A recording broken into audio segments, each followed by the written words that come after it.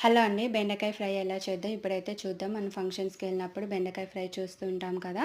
మన ఇంట్లో 10 నిమిషాల్లో ఎలా చేసుకోవాలో ఇప్పుడైతే చూద్దాము. ఇంక ఇలా సన్నగా కట్ చేసుకున్న బెండకాయలో ఒక టేబుల్ స్పూన్ కార్న్ ఫ్లోర్, ఒక టేబుల్ స్పూన్ శనగపిండి, half table spoon salt, half table spoon కారం అయితే వేసుకోవాలి. అలాగే కొంచెం జీలకర్ర కూడా వేసుకొని మొత్తాన్నయితే ఇలా కలుపుకోవాలండి. ఇలా మిక్స్ చేసుకున్న దాంట్లో కొంచెం వాటర్ అయితే పోసుకోవాలండి. ఇంకా వాటర్ పోసుకొని ఇంకా పొడి పొడిగా కలుపుకోవాలండి. అస్సలు ఎక్కువగా వాటర్ పోసుకోవద్దు. ఇలా పొడి పొడిగా రావాలి. ఇంక ఇలా వచ్చిన వాటిని ఒక్కొక్కటి ఇంకా ఆయిల్ అయితే వేసుకోవాలండి. చూడండి ఈ విధంగా అయితే వేసుకోవాలి. ఇంక ఇలా లో ఫ్లేమ్‌లో పెట్టుకొని వేయించుకోవాలండి. చాలా అంటే చాలా బాగా వస్తాయి. మనం పప్పు చారులో గానీ తింటున్నప్పుడు చాలా టేస్టీగా ఉంటాయి. చూడండి కరకరలాడుతూ ఎలా వచ్చాయో మీరు కూడా ఒకసారి ట్రై చేయండి. 10 మినిట్స్‌లో అయిపోతుంది. మా వీడియో నచ్చితే లైక్ చేసి సబ్స్క్రైబ్ చేయండి.